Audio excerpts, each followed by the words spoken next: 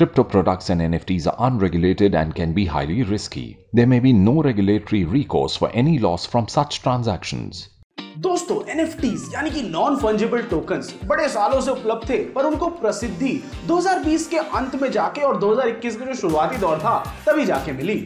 असली नाम और शोहरत तो उनको तब हासिल हुई जब क्रिस्टी के बीपल आर्ट का ऑक्शन हुआ $69 मिलियन के लिए, जो कि करीब करीब 536 करोड़ रुपए के आसपास है। और इसी के साथ साथ जब क्रिप्टो पंक्स, जिनको एक बारी में फ्री में ट्रेड किया जाता था, उनकी मिलियंस ऑफ डॉलर्स में बिक्री होने लगी, तब ये सब होने के बाद एक लहर सी आई डिजिटल एसेट्स के सेल्स की, जो कि बड़े सारे थे मात्रा में, पर उतने इंप्रेसिव से नहीं थे।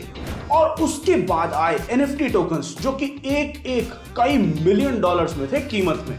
अब तक NFT टोकन्स के जो भाई यूज केस थे ना, वो digital art, sports memorabilia, gaming और इन्हीं सब चीजों तक लिमिटेड थे। और कई बार ये जो NFT रूपी बुलबुला है ना, ये भाई फटा जरूर है। पर अब 2022 में NFTs का एकमात्र उपयोग सिर्फ ऐसे महंगे महंगे JPEGs के तौर पे नहीं हो रहा है, जिनको सिर्फ ट्विटर पे प्रोफाइल पिक्चर के तौर पे इस्तेमाल किया जाए।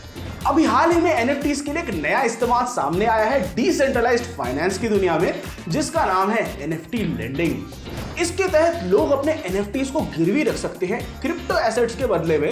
और भाई आजकल ये जो NFT लेंडिंग का पूरा कारोबार है ना, बड़ी तेजी से ऊपर जा रहा है।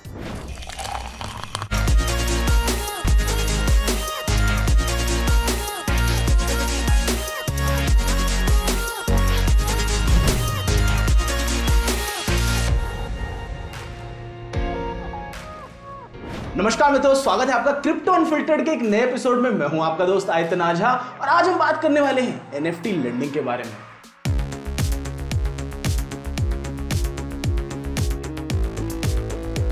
भले ही दाम जो है वो गिरते जा रहे हैं सारी क्रिप्टो मार्केट्स में, पर जो NFTs का उपयोग तेजी से बढ़ते जा रहा है, भले ही वो फैंटेसी स्पोर्ट्स में हो या सोशल क्लब्स में हो। अब भाई इसी की वजह से NFT लेंडिंग जो है वो काफी मशहूर हो रही है और उसमें जो मुनाफा भी है वो बढ़ता ही जा रहा है। NFTs के बारे में ज्यादातर ये सोचा जाता है कि भाई ये एक तरह के आर्ट वर्क ही है, पर भाई ऐसा नहीं है ना। नॉन फंजिबल टोकन भी तो टोकन ही हुआ, और अगर वो टोकन है तो उसको ब्लॉकचेन पे ट्रेड किया जा सकता है और उसको स्मार्ट कॉन्ट्रैक्ट्स के साथ भी इस्तेमाल किया जा सकता है। और ऐसे ही क्रिप्टो इनको एक फाइनेंशियल एसेट में तब्दील कर देता है, जिनको कि लोन पे दिया जा सकता है और इसको गिरवी पे रख के इसके बदले कोई और क्रिप्टो एसेट को लिया जा सकता है। पर भाई अब आपके मन में इस सवाल उमड़ेगा कि जो NFT होल्डर्स हैं वो अपने NFTs को गिरवी पे देना ही क्यों चाहेंगे। तो भाई इसके पीछे बड़े सारे कारण हो सकते हैं। इनमें से एक बड़ा कारण ये है कि जो NFT होल्डर्स हैं वो लॉन्ग टर्म वैल्यू की तरफ अपनी दृष्टि घुमाए हुए हैं और वो उनको बेचना नहीं चाह रहे हैं। और वही कई ऐसे लोग हो सकते हैं जो कि NFTs को बेचने पे जो उनको गेन्स हो रहे हैं उस पर वो टैक्स नहीं भरना चाहते, तो वो भी अपने NFTs को होल्ड करके रखे हुए हैं। पर इसका मतलब ये नहीं है कि वो उससे कुछ कमाना नहीं चाह रहे। कुछ बोरोवर्स जो हैं वो हमेशा इस तलाश में रहते हैं कि सबसे ज्यादा नए NFTs कैसे प्राप्त कर पाए। वहीं दूसरी ओर कुछ और ऐसे होते हैं जिनको ये रहता है कि वो हाथ में रोकड़ा रहे ताकि वो नए नए निवेश कर पाए। और वहीं कई लोग तो रिटर्न्स पाना चाहते हैं प्ले टू अर्न गेम्स या फिर यील्ड फार्मिंग की मदद से। उधार देने वालों के दृष्टिकोण से अगर देखा जाए तो NFT बैक्ड लेंडिंग जो है, तो बाकी जो पीयर टू पीयर लोन्स होते हैं ना क्रिप्टो जगत में, बिल्कुल वैसे ही है। अब भाई जो लेंडर्स हैं उनके पास अपने वॉलेट में ईथर होना चाहिए और उनको प्लेटफॉर्म को परमिशन देना पड़ेगा कि उनके वॉलेट में जो क्रिप्टो करेंसी है उसको स्पेंड कर सके। लेंडर्स जो होते हैं वो भाई ब्राउज कर सकते हैं उन सभी NFTs को जो कि प्लेटफॉर्म पर लिस्टेड है, और उसके बदले वो चूज कर सकते हैं कि भाई कौन सा NFT उन्हें सबसे बढ़िया लग रहा है और उसके बदले वो किसी को क्रिप्टो देना चाहते हैं, तो इस प्रोसेस को प्लेटफॉर्म की मदद से कर सकते हैं। अब भाई NFT टोकन्स के जो दाम है वो बड़े सब्जेक्टिव हैं, क्योंकि भाई जो अंडरलाइंग एसेट होता है वो ज्यादातर केसेस में डिजिटल आर्ट ही होता है। और अब भाई कला का कोई मोल थोड़ी है, बड़ा ही सब्जेक्टिव टॉपिक है ये। तो भाई जो लोग NFT के बदले में क्रिप्टो उधार पे दे रहे हैं वो लोग ये डिसाइड कर सकते हैं कि नियम कानून कैसे होंगे, शर्तें कैसी होंगी इस लोन की, और कितना क्रिप्टो वो देना चाहते हैं उस NFT के बदले में, लोन का ड्यूरेशन कितना होगा और इंटरेस्ट रेट कितना होगा। अगर लोन का समय से भुगतान ना हो तो उधार देने वाला NFT कोलैटरल को फोरक्लोज भी कर सकता है, जो कि एस्क्रो में पड़ा होता है प्लेटफॉर्म पर। गिरवी रखने वालों के लिए NFT के प्रयोग से लोन लेना बड़ा ही सरल कार्य है। वो अपने एसेट्स को मार्केट प्लेस पर लिस्ट करेंगे और मार्केट प्लेस पर लिस्टिंग होने के बाद उसके बदले उनको लोन मिल सकता है। गिरवी रखने वालों के हाथ में ये खुली छूट होती है कि वह किस ऑफर को स्वीकार करना चाहते हैं और किसको रिजेक्ट करना चाहते हैं। तो जो लोन की शर्तें, लोन का इंटरेस्ट रेट और जितना क्रिप्टो उनको मिल रहा है उनकी पसंद का होगा, वो उसी को चूज करके उसी ऑफर के के साथ आगे बढ़ सकते हैं। जब एक बारी लोन एक्सेप्ट हो जाए तो गिरवी रखने वालों के जो NFTs हैं वो लॉक हो जाते हैं वही मार्केट प्लेस पर, और जो उधार देने वाले व्यक्ति हैं उनके वॉलेट से जो क्रिप्टो रूपी फंड है वो ट्रांसफर हो जाते हैं गिरवी रखने वाले के वॉलेट में।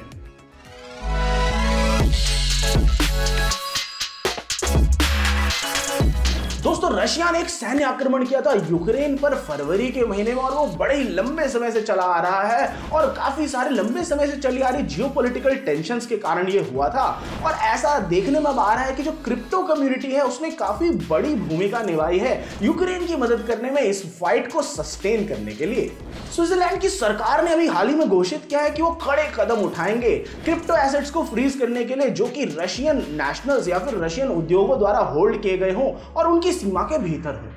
यह कदम लिया गया 4 यूरोपियन यूनियन सैंक्शंस लगने के बाद, जो कि ब्रसल्स ने हाल ही में किया यूक्रेन के इन्वेजन रशिया द्वारा होने के बाद। और वहीं दूसरी ओर यूक्रेन की जो डिमांड थी कि रशियंस को क्रिप्टो मार्केट से बैन कर दिया जाए, उसको बड़े बड़े कॉइन एक्सचेंजेस जैसे कि बाइनेंस और कॉइनडेस्क ने मना कर दिया, यह कह के कि जब तक कानूनी रूप से अनिवार्य ना हो तब तक वो ऐसा कोई कदम नहीं लेंगे। कई सारे लोकल क्रिप्टो एक्सचेंजेस ने कई सारे देशों में रशियन आईपीएस को बैन करने का जो कड़ा कदम है उसको भी उठा लिया है। स्विट्जरलैंड के ऐसे ठोस कदम लेते ही साउथ कोरिया और सिंगापुर ने भी जितने भी रशियन ओन्ड क्रिप्टो एसेट्स थे उनको ब्लॉक करने का जो एक कड़ा निर्णय था वो ले लिया। पर ये सब कुछ कहने सुनने के बाद भी ऐसा प्रतीत हो रहा है कि जो रशियन इन्वेस्टर्स हैं वो जैसे ना तैसे बिटकॉइन और अन्य क्रिप्टो करेंसीज में ट्रांजैक्शंस कर ही रहे हैं इतने सारे सैंक्शंस के बावजूद। और अभी हाल ही में कॉइनबेस, जो कि विश्व के सबसे बड़े क्रिप्टो एक्सचेंजेस में से एक है, उन्होंने कहा कि उन्होंने 25,000 से ऊपर एड्रेसेस को बैन किया जो कि रूसी व्यक्तियों या फिर एंटिटीज से लिंक्ड थे, जो कि देखने में लग रहा था कि अवैध गतिविधियों में संलिप्त थे। यूक्रेन ने अभी लगातार जो वैश्विक क्रिप्टो जगत है उसकी मदद ली है ताकि उनके देश को इमरजेंसी फंड जो है वो मिलते रहे। इस सब से जो पूंजी जमा हो रही है उसका प्रयोग किया जा रहा है यूक्रेनियन अधिकारियों द्वारा खाने पीने की चीजें खरीदने के लिए और ईंधन खरीदने के लिए। क्रिप्टो एसेट्स का प्रयोग यूक्रेनियन सेना के लिए बुलेट प्रूफ वेस्ट्स और नाइट विजन गॉगल्स को खरीदने के लिए भी किया जा रहा है। वित्तीय मदद क्रिप्टो के रूप में दी गई है कई क्रिप्टो फर्म्स द्वारा, जैसे कि बाइनेंस, क्रैकन और नामी गिरामी जो board app yacht club NFT collection है उनके द्वारा भी। वहीं दूसरी ओर नियम कानूनों की बात की जाए तो यूरोपियन यूनियन पार्लियामेंट ने अभी एक नया फ्रेमवर्क बनाया जिसके लिए वो वोट करने वाले हैं, जो कि proof of work consensus method से हो रही क्रिप्टो माइनिंग की जो दिक्कतें हैं उनको सबको एड्रेस करने के बाद एक प्रॉपर गवर्नेंस फ्रेमवर्क बना सके इन्हीं सारे क्रिप्टो रिलेटेड लॉज के लिए। और हाल ही में यूएई के प्रधानमंत्री शेख मोहम्मद बिन राशिद अल मक्तूम ने एक नया कानून साइन किया है जिससे कि वर्चुअल एसेट्स की जो गवर्नेंस है उसमें थोड़ी और देखरेख की जा सके। उन्होंने एक नए गुट की भी फॉर्मेशन करी है जिसका नाम है वरा, जो कि इन्हीं सब चीजों को देखेगी।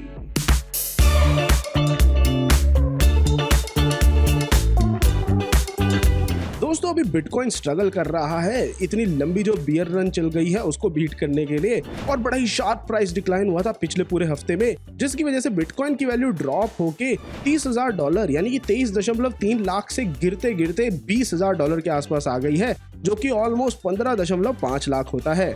और लेट वेडनेसडे तो भैया बिटकॉइन अपने नए 18 महीने के लोएस्ट प्राइस पे गया और अपने साथ साथ जो छोटे मोटे टोकन होते हैं उनको भी नीचे लेते हुए गया, जिसकी वजह से मार्केट में काफी ज्यादा उतार देखने को मिला है। और अभी काफी ये भी है कि पिछले महीने जो टेरा ब्लॉकचेन का कोलैप्स हुआ था और नया अभी डिसीजन लिया गया क्रिप्टो लेंडर सेल्सियस नेटवर्क द्वारा विड्रॉल हॉल्ट करने का, ये सब कुछ मिला के मार्केट सेंटिमेंट को डाउन कर रहा है। जो इतना सारा कलेश हो रहा है क्रिप्टो मार्केट में, इसकी वजह से इन्वेस्टर्स की जो एंग्जाइटी बहुत ज्यादा बढ़ी हुई है, और कॉइनबेस और अन्य जो बड़े इंडस्ट्री प्लेयर्स है क्रिप्टो मार्केट में उन लोगों ने भी काफी ले ऑफ्स करे हैं, और अभी नए नए साइंस जो है वो उमड़ के आ रहे हैं। और नर्वसनेस तो भैया टेथर तक भी पहुंच गई है, जो शायद से सबसे एक पॉपुलर स्टेबल कॉइन का इशूअर है। पर ये सब कुछ कहने के बावजूद हमें ऐसा लगा कि चीजें थोड़ी सी बेहतर लग रही हैं यूएस फेडरल रिजर्व के नए मॉनेटरी टाइटनिंग मेजर्स थर्सडे को अनाउंस होने के बाद, और उसकी वजह से इंटरेस्ट रेट्स को उन्होंने 0.75% बढ़ा दिया है। कॉइन मार्केट कैप के अनुसार जो टोटल क्रिप्टो मार्केट कैपिटलाइजेशन है उसमें 5% वृद्धि हुई ओवरनाइट इस डिसीजन के बाद, और अब वो $0.94 ट्रिलियन के आसपास है। पर एक्सपर्ट्स जो है उनका ये मानना है कि जो इन्वेस्टर्स और ट्रेडर्स हैं उनको तैयार रहना चाहिए कि ये जो रिबाउंड है ना, ये कुछ समय में चोक हो सकता है, क्योंकि जो इंटरेस्ट रेट हाइक्स होते हैं ना वो अपना इम्पैक्ट मार्केट्स पे कुछ दिन बाद ही दिखा पाते हैं। वीक ऑन वीक चार्ट को अगर हम ध्यान से देखें तो ज्यादातर क्रिप्टो करेंसीज जो है वो बहुत ज्यादा रेड फिगर्स की तरफ देख रही हैं। कार्डानो, बीएनबी, एवोलांच और पॉलीगन बिल्कुल एकदम 20% तक के लॉस देख रही हैं। मीम कॉइन जो है जैसे डोज और शिबा इनू, इन्होंने भी बड़ा लूज किया है, 27% और 21% वीक टू डे के हिसाब से।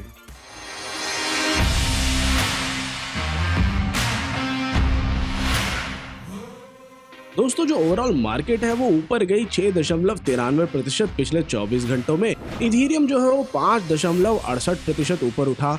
बिटकॉइन ने भी थोड़ी बहुत वैल्यू रीगेन करी और 3.02% वो बढ़ा। शीप जो है वो 4.31% बढ़ा और ऐसे ही सोलाना ने भी अपनी थोड़ी बहुत बढ़त देखी 12.07% पे। अगर आप शुरुआत करना चाहते हैं अपने क्रिप्टो के सफर की, ट्रेड करना चाहते हैं क्रिप्टो में या जानना चाहते हैं क्रिप्टो के बारे में थोड़ा और, तो आज ही डाउनलोड कीजिए कॉइनस्विच ऐप को, जिसका लिंक हमने दे रखा है नीचे डिस्क्रिप्शन में। तो दोस्तों आज के क्रिप्टो अनफिल्टर्ड एपिसोड के इतना ही। आशा करता हूं आपको एनएफटी लेंडिंग का जो ये बड़ा कंसेप्ट है सही से समझ में आया। अगर आपके कोई डाउट्स हैं या कोई दिक्कतें हैं तो मुझे बताइए कमेंट सेक्शन में, और मैं आपसे मिलता हूं अगले एपिसोड में। Crypto products and NFTs are unregulated and can be highly risky. There may be no regulatory recourse for any loss from such transactions.